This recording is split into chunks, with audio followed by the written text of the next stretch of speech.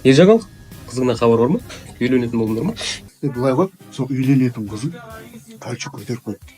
Баланы алып тастады. Бауырым, сен жындысың ба? Кыздың тағдырын ойлауға болмайды. Досым, сен қарындасың бар енді. Иә, Енді ол да біреудің қызы емес па?